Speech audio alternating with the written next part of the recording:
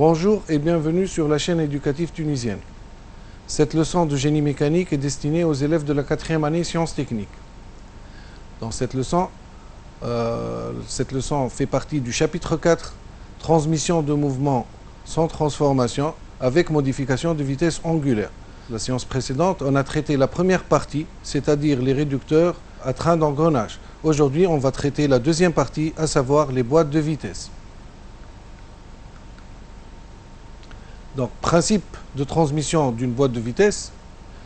Alors, la boîte de vitesse est constituée d'un arbre d'entrée qui tourne avec une vitesse N entrée et qui a une puissance P entrée et un couple C entrée. Un arbre intermédiaire sur lequel sont encastrés des roues dentées de différents diamètres, donc de différents nombres de dents. Donc, tout ce qui est encadré en rouge, encerclé en rouge, c'est la boîte de vitesse à plusieurs rapports.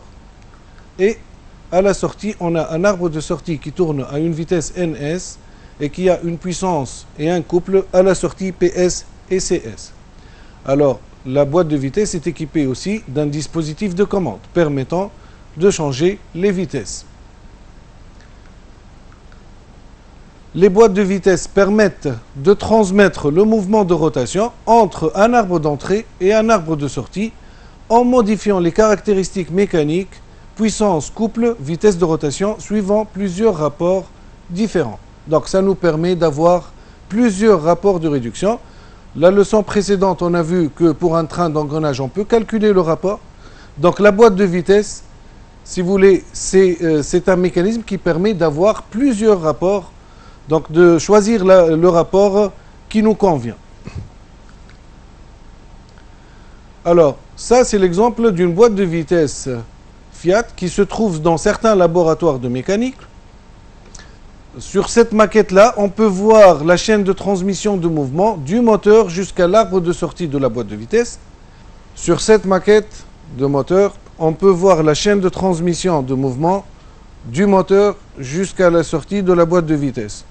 En actionnant cette manivelle, vous pouvez voir la translation des pistons qui se transforme en rotation du vilebrequin. Cette rotation du vilebrequin est transmise à la boîte de vitesse à travers un embrayage qui se trouve à ce niveau.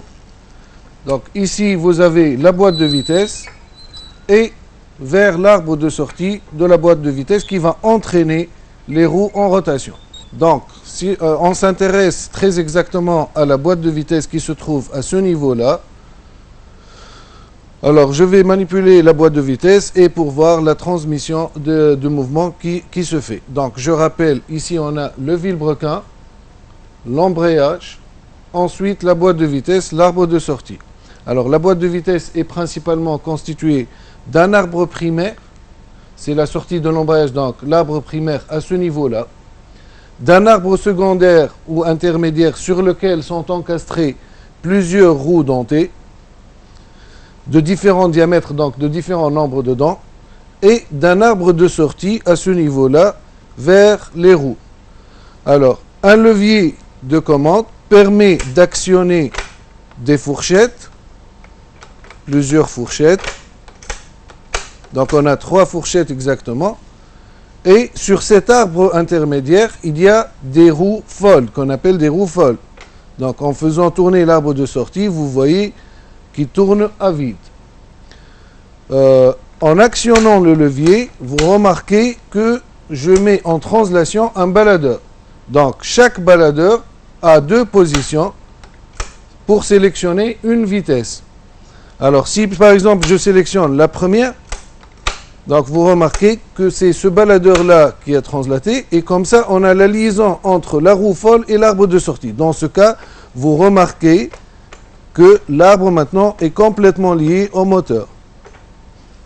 En position point mort, l'arbre de sortie tourne à vide. Donc, pour le système de commande des fourchettes, on va entrer avec plus de détails sur une vidéo. Alors, deuxièmement, exemple de boîte de vitesse. Boîte de vitesse à pignon baladeur. Donc je vais lancer une animation et on va voir le principe d'une boîte de vitesse à pignon baladeur. Boîte de vitesse à pignon baladeur. le schéma cinématique ci-dessous représente une boîte de vitesse à pignon baladeur. Elle est formée par un arbre d'entrée solidaire avec le pignon à griffe 1. C'est l'arbre qui est coloré en bleu. Donc, c'est indiqué arbre d'entrée. Donc, sur lequel est encastré un pignon à griffe 1. Vous reconnaissez les griffes d'un pignon à partir de leur symbolisation par un petit carreau et une courroie. Un arbre intermédiaire sur lequel sont encastrées les roues dentées 2, 3, 4, 5. Donc, vous remarquez l'arbre intermédiaire coloré en orangé, sur lequel sont encastrées les roues dentées 2, 3, 4 et 5. Un arbre de sortie coloré en violet ou en rose. Deux pignons baladeurs 7 et 9 dans 7 portes des griffes. Alors, 7 et 9, deux pignons baladeurs dans 7 portes des griffes. Donc, vous remarquez la présence de griffes sur le pignon baladeur 7. En liaison glissière avec l'arbre de sortie. Donc, comme c'est indiqué sur le dessin en 3D, vous remarquez que sur l'arbre de sortie, il y a présence de cannelure. Donc, le pignon qui est coloré en vert est guidé en translation par rapport à cet arbre de sortie. Donc, la liaison est une liaison glissière. Une roue intermédiaire 8. Donc, elle est indiquée sur le schéma cinématique. Alors, si je lance la vidéo, là, ici, nous sommes en position point mort. L'arbre d'entrée tourne sans entraîner en rotation l'arbre de sortie. Vous remarquez que l'entrée tourne et la sortie ne tourne pas. L'opérateur, grâce à la fourchette, donc il fait déplacer le pignon baladeur qui s'engraine avec le pignon sur l'arbre intermédiaire et réalise la transmission de mouvement. Donc je répète. Ici, nous sommes en position point mort. L'opérateur, grâce au levier et la fourchette, fait déplacer la roue dentée, donc qui s'engraine avec le pignon sur l'arbre intermédiaire, et la transmission est réalisée vers l'arbre de sortie. Une petite remarque, vous avez remarqué que lors du changement de vitesse, on doit arrêter le mouvement. Sinon, il y a risque de cassure des dents.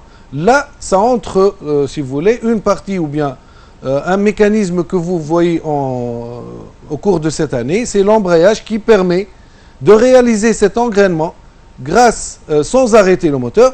Sinon, on a un deuxième mécanisme qu'on appelle le synchroniseur et on va le traiter par la suite dans l'exemple de la boîte de vitesse d'automobile.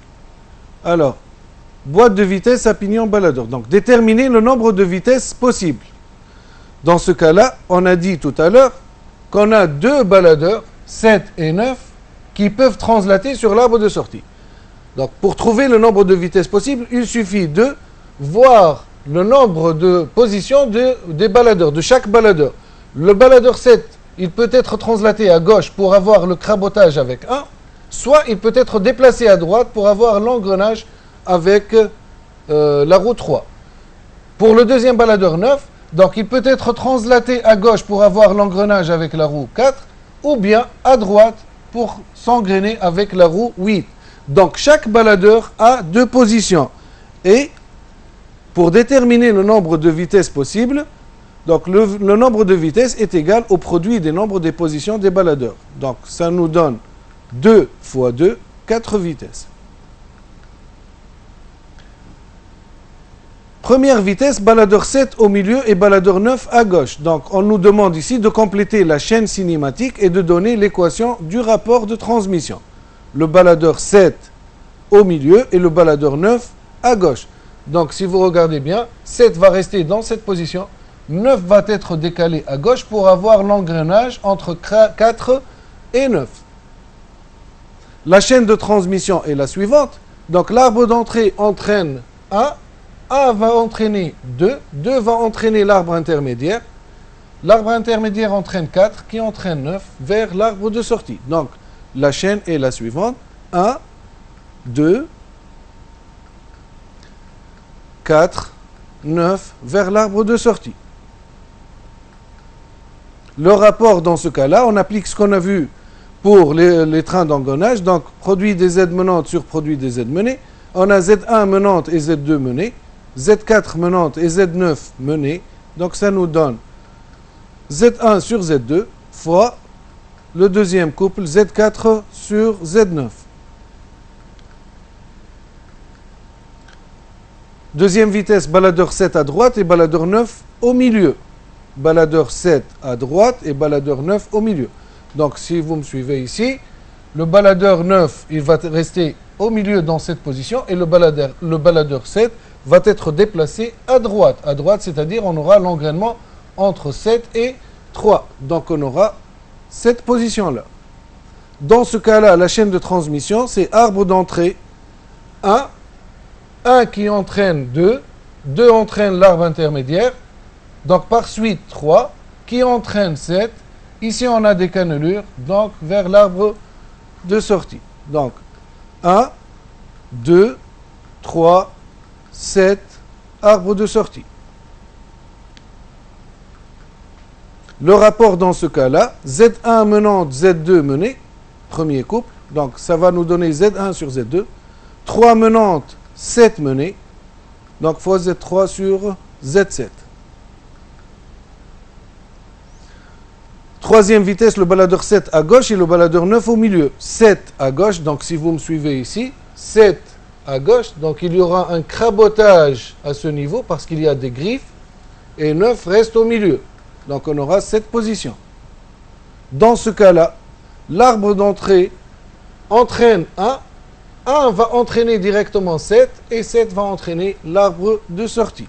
Donc 1, 7, arbre de sortie. Dans ce cas-là, pour calculer le rapport, on remarque qu'il n'y a pas une transmission par engrenage dans ce cas-là, mais il y a une transmission par crabotage. Le crabotage s'effectue ici. Et on sait que le rapport égale à n sorties sur n entrée. Or, puisqu'il y a crabotage, donc l'arbre de sortie et l'arbre d'entrée tournent à la même vitesse. Donc, c'est une prise directe qu'on appelle n sortie égale n entrée. Le rapport égale à n sortie sur n entrée. Donc, ça va nous donner 1. Le rapport égale à 1 dans ce cas-là. Quatrième vitesse, le baladeur 7 au milieu et le baladeur 9 à droite. Donc 7 va rester dans cette position et 9 va être déplacé à droite. Lorsque 9 va se déplacer à droite, il y aura un engrenage entre 8 et 9. Donc on aura cette position.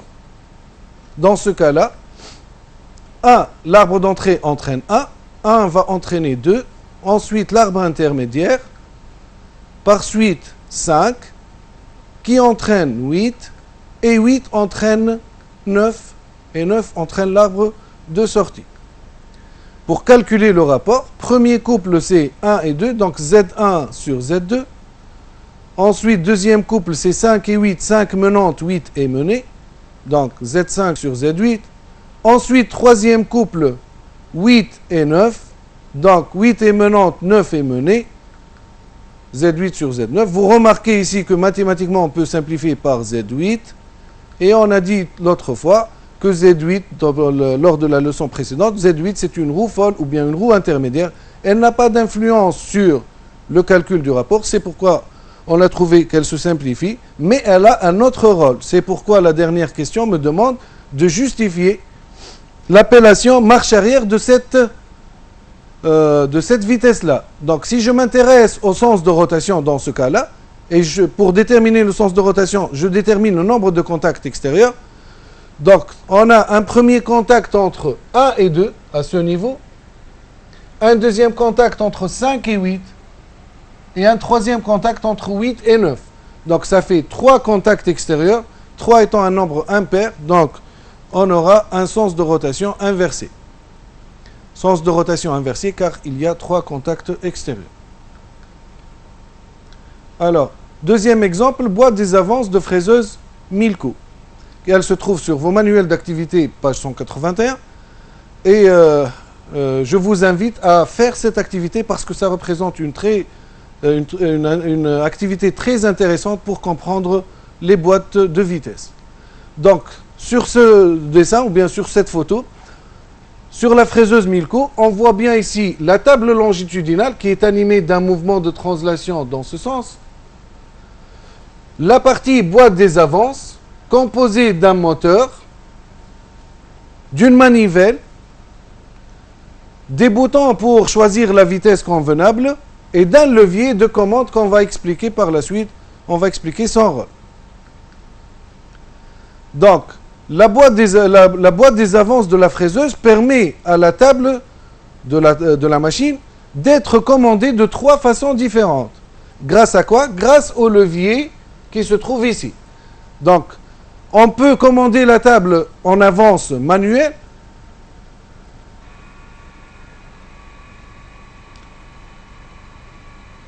Le levier de commande étant au milieu, position milieu, vous remarquez que l'opérateur fait tourner manuellement la manivelle pour obtenir la translation de la table.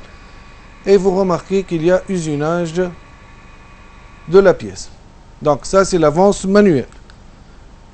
Le levier de commande permet aussi ou bien la boîte des avances permet de commander la table en avance automatique lente pendant l'usinage. Donc l'opérateur choisit de mettre le levier en position automatique lent en poussant le levier à droite. Vous remarquez que la manivelle commence à tourner automatiquement. La table avance automatiquement. Et vous pouvez voir par-dessus de la table le système de transformation de mouvement par vis écrou. Vous voyez bien ici la vis qui est en mouvement de rotation.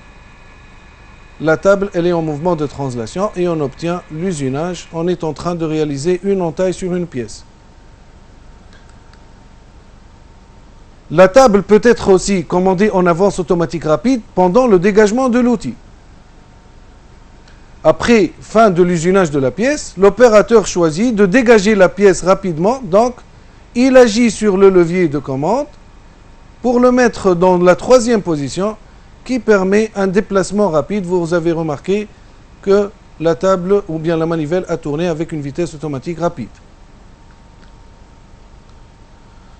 Donc, si on entre un peu dans les détails maintenant de la boîte des avances, on a dit le principe, c'est que l'opérateur choisit la vitesse à partir de ces boutons-là. Il a 3 possibilités. Soit il fait tourner la manivelle manuellement pour obtenir une avance manuelle, soit à l'aide du levier, il choisit avance lente ou avance rapide. Donc, qu'est-ce qu'il y a à l'intérieur de ce mécanisme-là?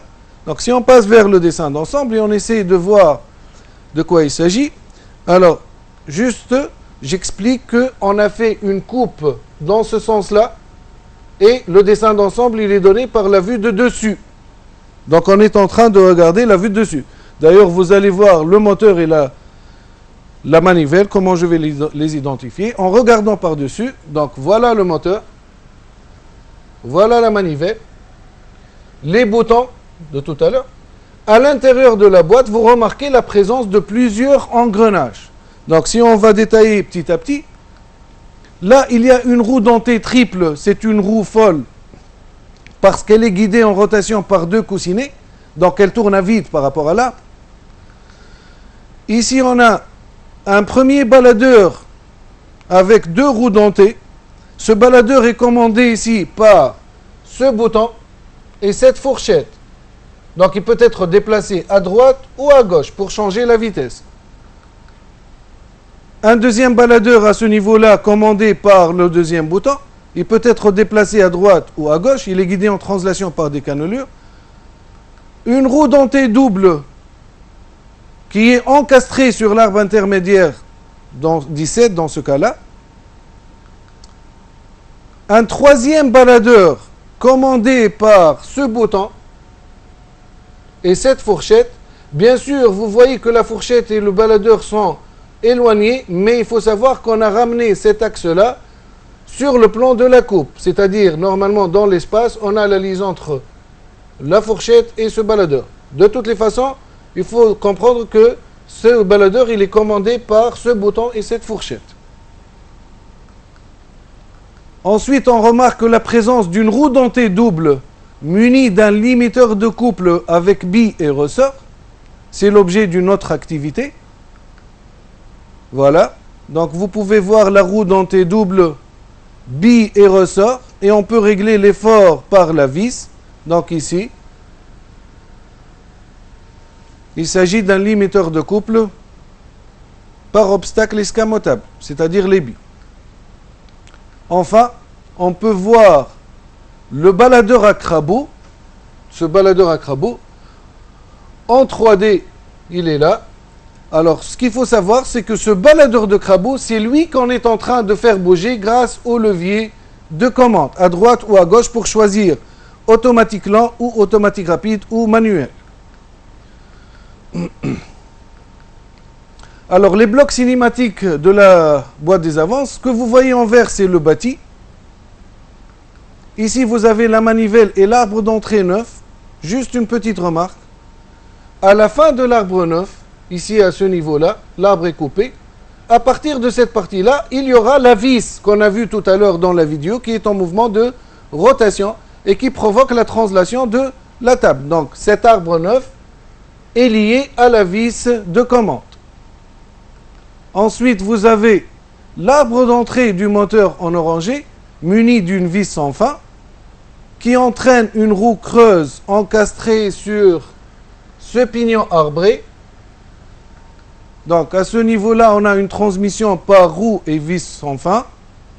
La vis sans fin est liée à l'arbre moteur et la roue creuse qui va entraîner ce pignon arbré. Ensuite, vous avez une roue triple qu'on a identifiée tout à l'heure, le premier baladeur, un arbre intermédiaire, le deuxième baladeur, une roue dentée double encastrée sur un autre arbre intermédiaire, un autre baladeur, le troisième baladeur, la roue dentée double munie du limiteur de couple, et enfin le baladeur à crabeau. À partir du dessin d'ensemble de la boîte des avances et en fonction des positions que peut occuper chacune des roues 23, 28 et 32, dans le cas d'une commande automatique des avances, déterminer le nombre de vitesses d'avance possible, d'avance lente possible. Donc si je reviens au dessin d'ensemble, la question me demande, à partir des positions que peut occuper chacun des baladeurs, ce baladeur-là 23, 28 et 32, déterminer le nombre de vitesses. On a vu tout à l'heure que le nombre de vitesses égale produit des nombres des positions des baladeurs, à savoir 2 positions, 2 positions, 2 positions. Donc la réponse,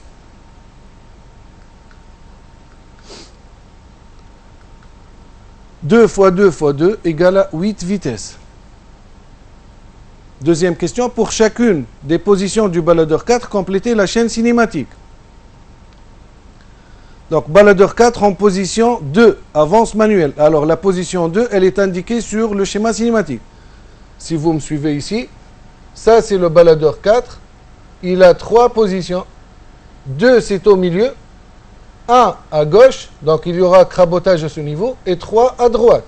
Donc, on me demande de trouver la chaîne cinématique lorsque le baladeur est en position 2. Donc, c'est comme c'est représenté sur le schéma cinématique. Donc, dans ce cas-là, vous remarquez que le baladeur, il est en position milieu. Dans ce cas-là, l'opérateur, qu'est-ce qu'il fait? Vous me suivez ici. L'opérateur fait tourner la manivelle.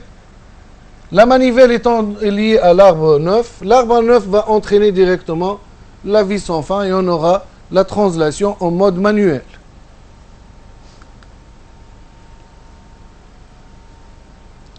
Donc, manivelle, arbre 9, vis de manœuvre directement.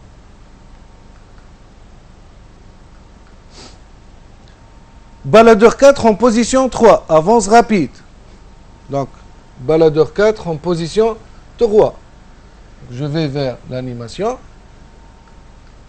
Voilà, le baladeur il est en position 3. Il y a crabotage à ce niveau.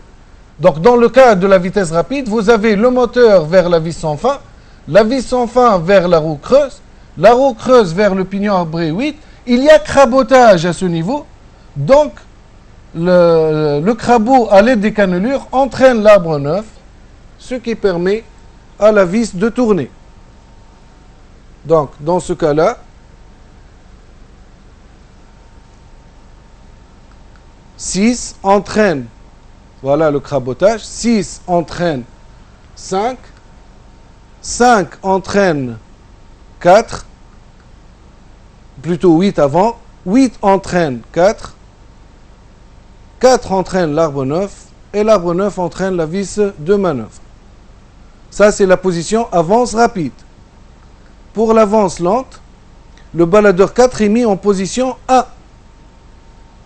Position 1, c'est-à-dire ici. Alors, si je vais vers l'animation,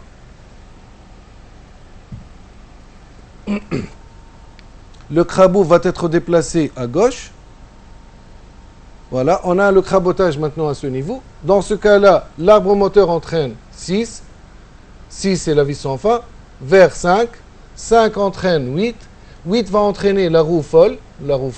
Ensuite, à l'aide de ce bouton-là, je déplace le baladeur pour avoir l'engrenage à ce niveau. Donc maintenant, le baladeur entraîne l'arbre intermédiaire. Ici, avec le deuxième bouton, je déplace le baladeur vers la droite. C'est un choix. Donc, il entraîne maintenant ce qui est représenté en orangé. Et le troisième baladeur est mis à droite pour avoir l'engrenage entre le baladeur 32 et la roue 3. La roue 3, maintenant, peut entraîner le crabeau 4. Le crabeau 4 entraîne l'arbre 9. Et l'arbre 9 entraîne la vis sans fin. Voilà, donc, voilà la chaîne qu'on a trouvée. 5, 8, 19, 23, 21, 28, 7, 17, 32, 3, 4, 9 et vis de manœuvre. Identifier les couples des roues en prise assurant le déplacement de la table avec la plus faible vitesse d'avance lente et donner l'expression du rapport R-mini. Le principe, pour avoir la vitesse à la sortie minimale, il faut que la roue menante soit la plus petite et la roue menée soit la plus grande, pour que la roue menante tourne plus vite que la roue menée. Premier couple engrainé, c'est la vis sans fin 6 avec la roue creuse 5. Donc on a Z6, 6 avec 5. Ensuite, deuxième couple engrainé, c'est 8 avec 19. Ensuite, alors là, on a le choix.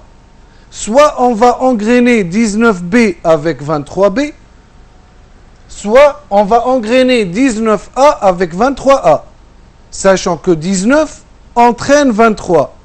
Donc pour avoir la vitesse la plus faible, la plus petite roue des 19 doit entraîner la plus grande roue des 23. La plus petite roue des 19, c'est celle-ci, d'après les dimensions que je vois ici.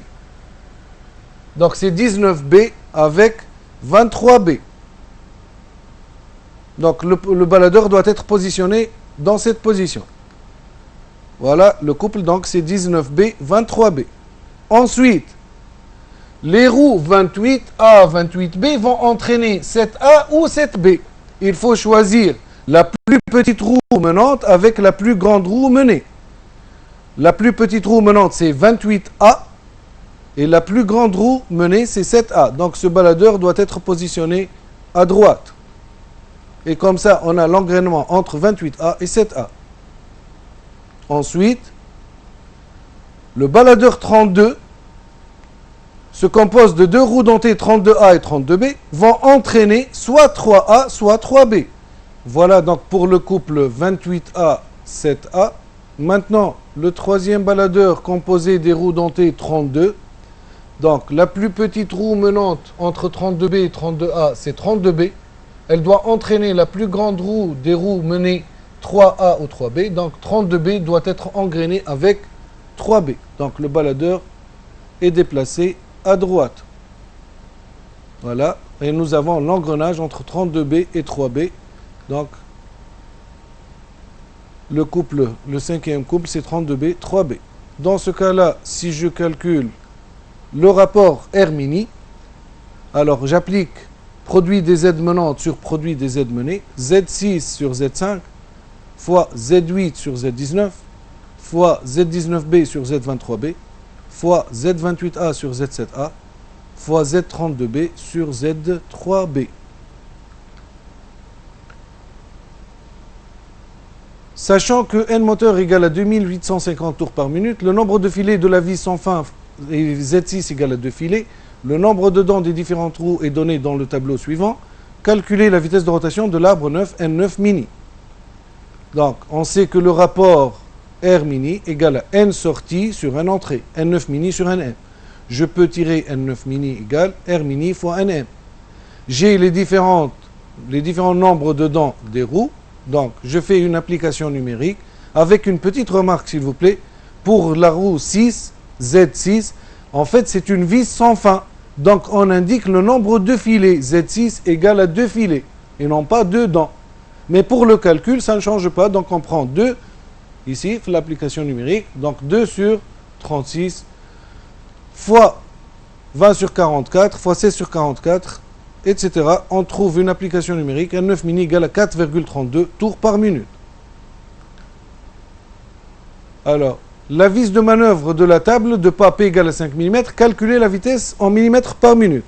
Tout à l'heure dans la vidéo, on a vu que la vis était en mouvement de rotation, avec une vitesse de rotation faible, 4,32 tours par minute. Donc la question qui est posée, à quelle vitesse de translation bouge la table? Avec, donné, le pas du filetage de la vis, P égale à 5 mm. Donc on sait que pour un système vis-écrou, la vitesse de translation, ou bien la vitesse linéaire, égale la vitesse de rotation, grand N, fois P.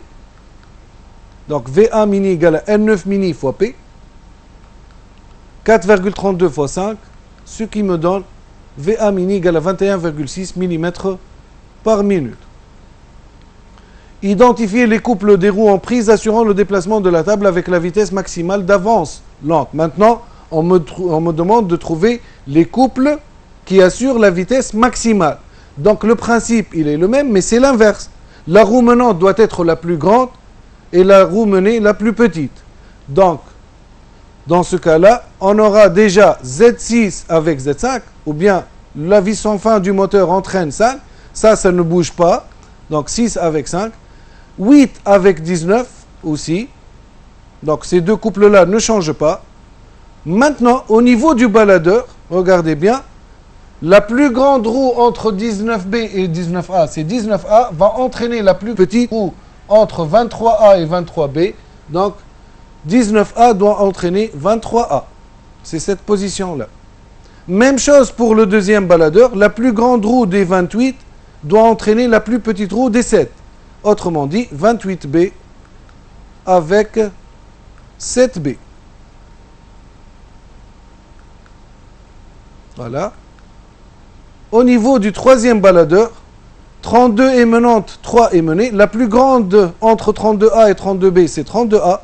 Doit entraîner la plus petite entre 3 et 3B, donc 32A avec 3A. Pour le calcul,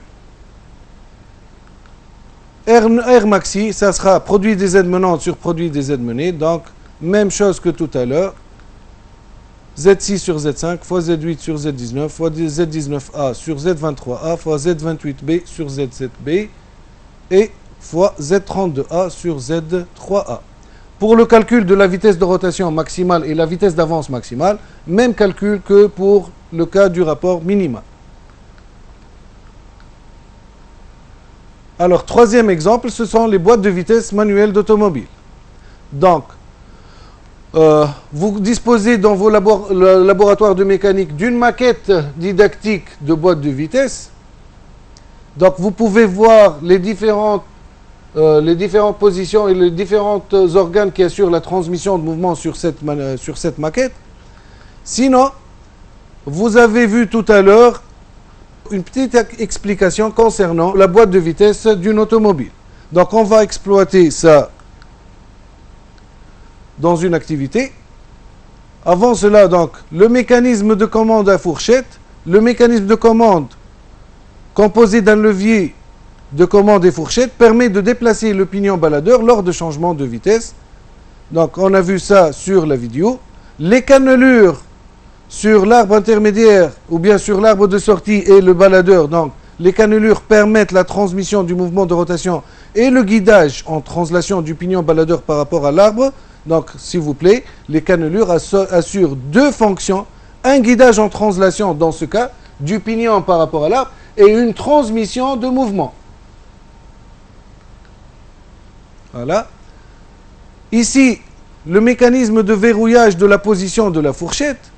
Donc, lorsqu'on change de vitesse, vous remarquez que le levier de vitesse prend une position fixe. Grâce à quoi? Grâce à un mécanisme composé d'une bille, d'un ressort et de 3 cavités différentes. Donc, on va vous montrer ça par une petite vidéo. Voilà ce qui se passe lors du changement de vitesse. Donc, la tige qui entraîne la fourchette, lorsqu'elle se déplace, elle agit sur la bille qui quitte son logement et donc elle monte, elle comprime le ressort et ça permet à la tige de changer de position jusqu'à ce que la bille retrouve une autre cavité où elle peut entrer.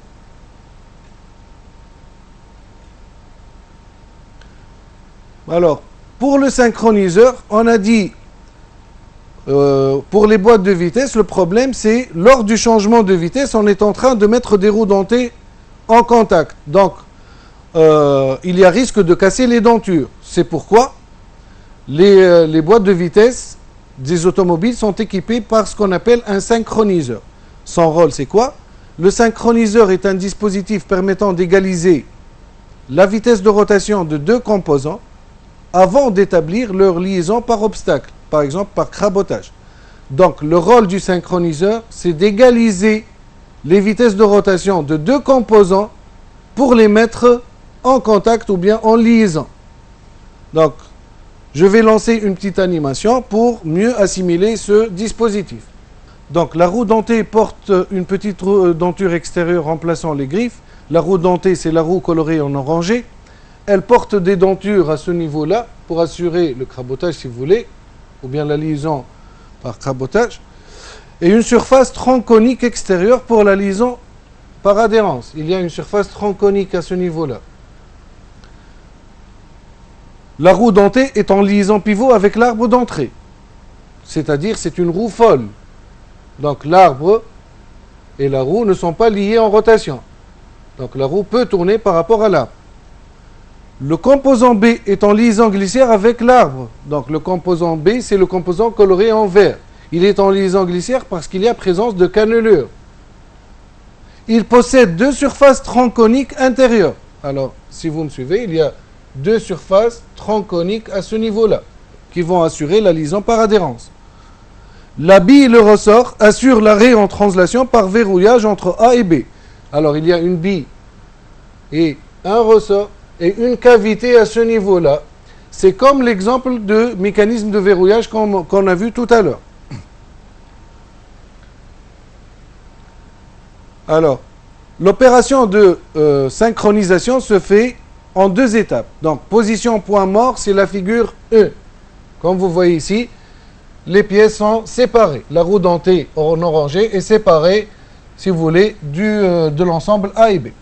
Premier temps, figure 2. Donc, si vous suivez la figure 2, A et B se déplacent en translation vers la roue dentée C. Les surfaces coniques entrent en contact. Il y a entraînement par adhérence. B et C tournent à la même vitesse. Donc, dès qu'on aura le contact entre B et C sur les surfaces coniques, il y a adhérence. Donc, les pièces commencent à tourner à la même vitesse. Troisième étape, plutôt deuxième étape de synchronisation, l'ensemble qui est coloré en violet, l'ensemble A, va continuer à translater.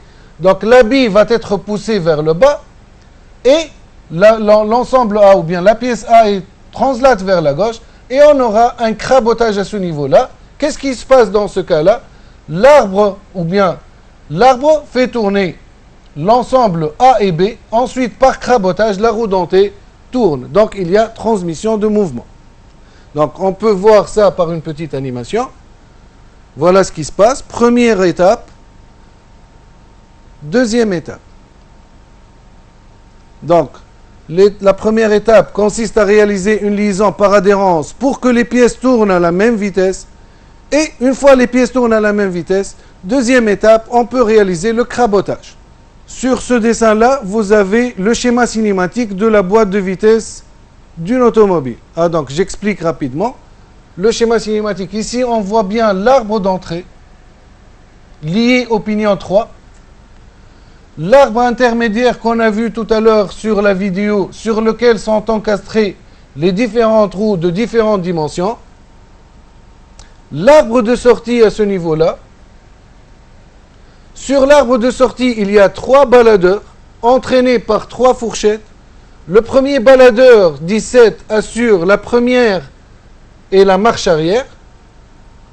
Le deuxième baladeur à ce niveau-là, c'est un baladeur à crabeau parce qu'il y a le symbole des crabauds, assure la deuxième et la troisième vitesse.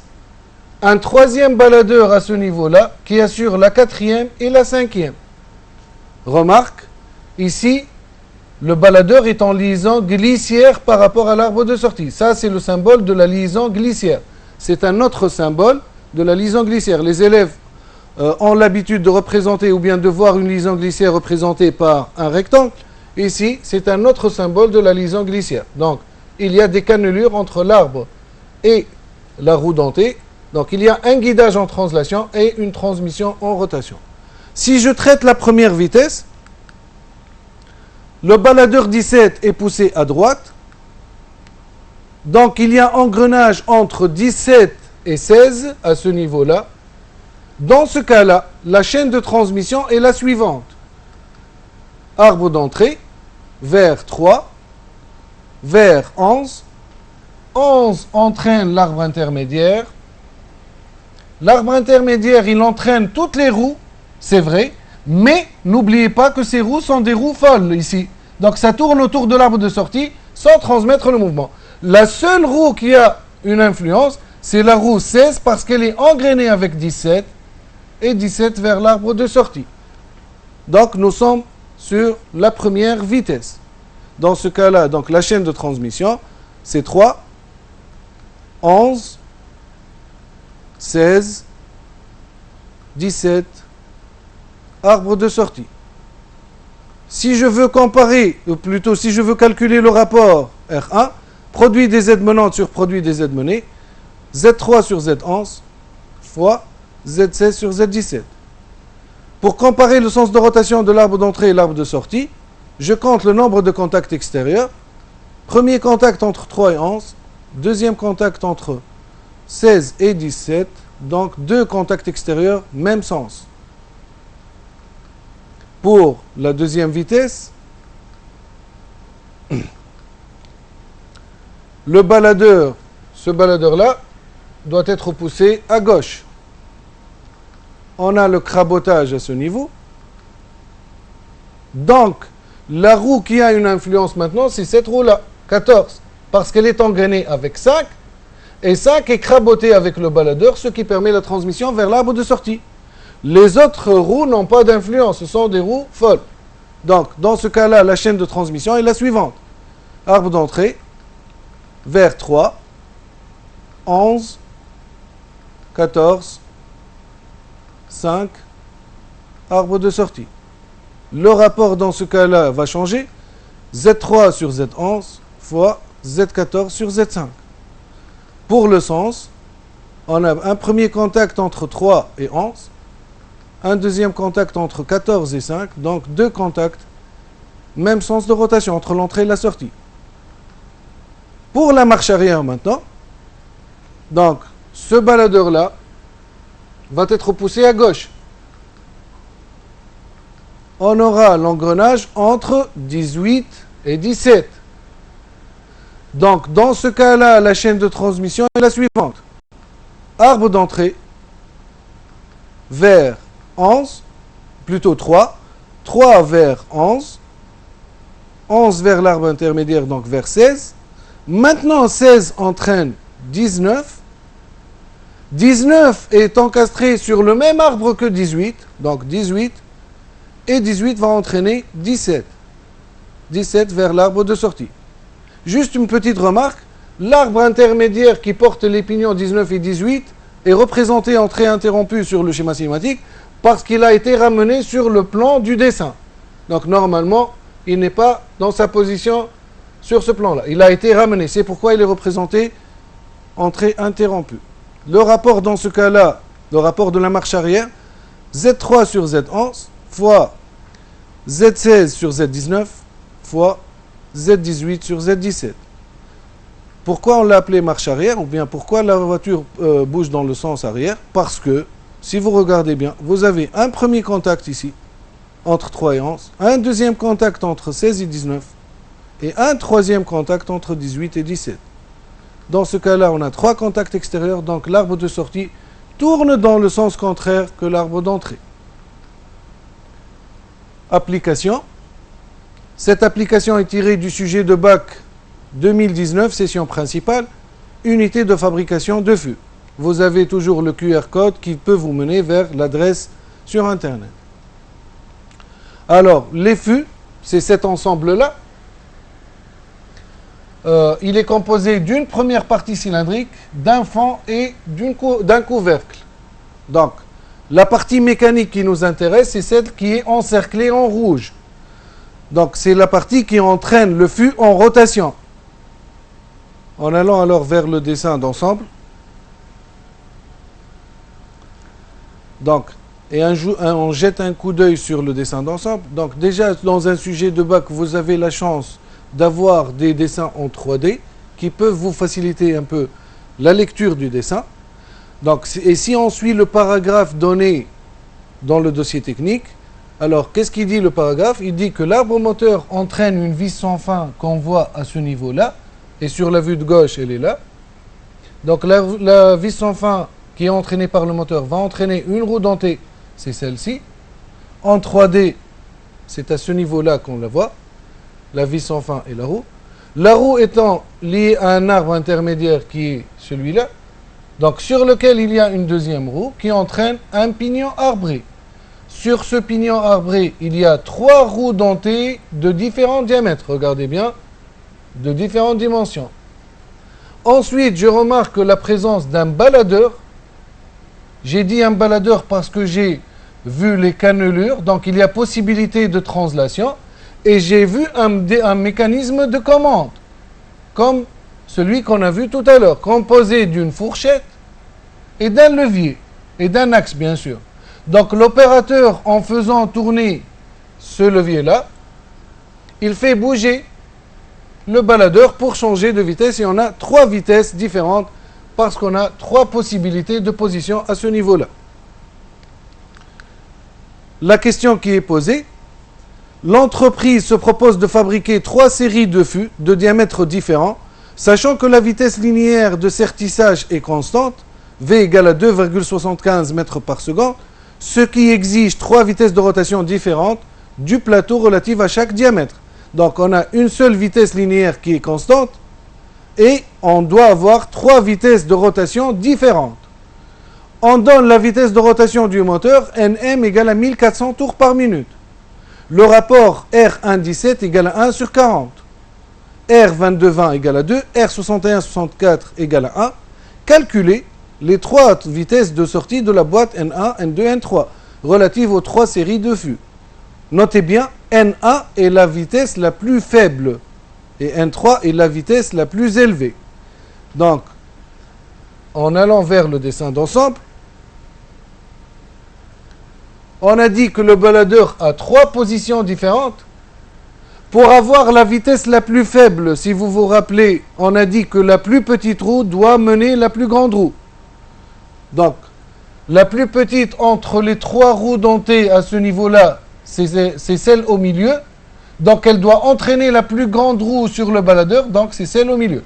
Donc, le baladeur doit être en position milieu. Donc, dans ce cas-là, le rapport global 1 égale à R1,17, le rapport de la vis sans fin et la roue creuse. R22,20, le deuxième rapport entre les 2 roues dentées. R50,46, donc ce sont les 2 roues dentées que je viens d'identifier, les 2 roues dentées au milieu, fois R61,64. Les 3 rapports en bleu sont donnés. Seul le rapport que je viens d'identifier, je dois le calculer. Donc, j'aurai R1,17 fois R22,20 fois Z menante sur Z menée. 50 est menante, 46 est menée. En consultant la nomenclature, 50 a un nombre de dents égal à 30 et 46 a un nombre de dents égal à 40. Donc, en faisant l'application numérique, 1 sur 40 fois 2 fois 30 sur 40 fois 1 égale à 3 sur 80. Si je tire la première vitesse à la sortie, donc RG égale à N1 sur Nm, N sortie 1 sur Nm, N1 égale à RG fois Nm, 3 sur 80 fois 1400, ce qui me donne 52,5 tours par minute. pour le rapport global 2, la deuxième vitesse, en allant vers le dessin d'ensemble. Donc la deuxième vitesse, c'est la roue moyenne qui doit mener, la roue menante moyenne qui a les dimensions, les deuxièmes dimensions, qui doit mener la roue sur le baladeur qui a les dimensions moyennes. Donc ici, c'est cette roue-là qui est à gauche avec cette roue-là qui est à gauche. Donc le baladeur doit être complètement déplacé à gauche. Dans ce cas-là, on aura l'engrainement entre 51 et 45A. En consultant la nomenclature, pour avoir Z51 sur Z45A,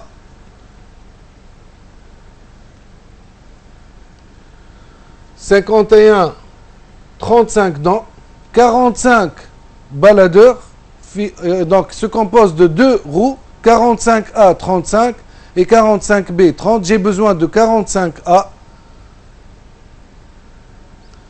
Donc 35 sur 35. L'application numérique me donne 1 sur 20 comme rapport global. Je vais tirer la deuxième vitesse, RG2 égale à N2 sur NM. Donc N2 égale à RG2 fois NM. 1 sur 20 fois 1400, 70 tours par minute. Pour la troisième vitesse, la vitesse la plus élevée, donc pour la vitesse la plus élevée, il me reste une seule possibilité. Vous avez ici la plus grande roue doit mener la plus petite roue. Donc la plus grande roue, c'est celle qui est complètement à droite, avec la plus petite roue à ce niveau-là. Donc on a l'engrenage entre 49 et 45B.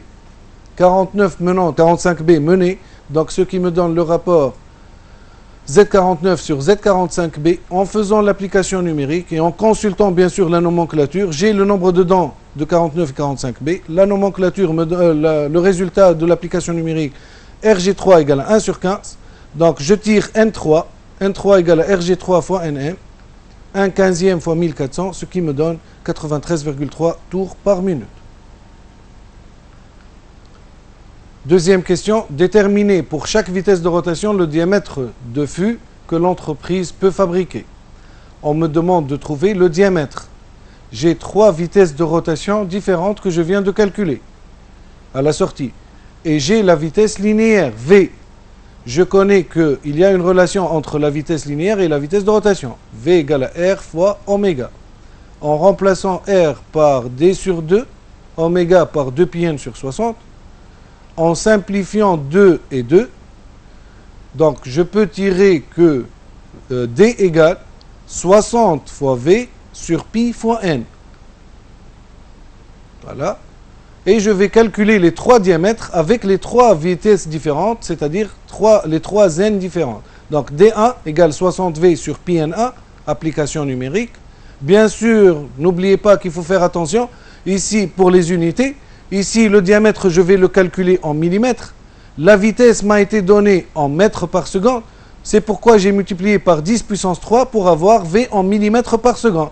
Sinon, je pouvais laisser V en mètres par seconde, mais le résultat que je vais obtenir, D en mètres. Donc ici, j'ai préféré de remplacer le mètre en millimètres. Donc ce qui me donne un diamètre D1 égale à 1000 mm. Pour le diamètre D2, ça sera 60V sur pi N2. Donc ça va me donner comme application numérique, vous remarquez qu'à chaque fois N change. Ici on a pris 70. Donc ça va me donner D2 égale à 750,3 mm. Pour le troisième diamètre, 60V sur pi N3. Donc application numérique, j'ai utilisé N3 93,3 tours par minute. Ce qui me donne D3 égale à 526,9 mm. Ainsi s'achève notre séance. Donc cette leçon qui traitait les réducteurs à engrenage et les boîtes de vitesse. J'espère que j'étais assez clair et que ça va vous aider dans votre examen de bac pour bien préparer. Et je vous remercie pour votre attention. Au revoir.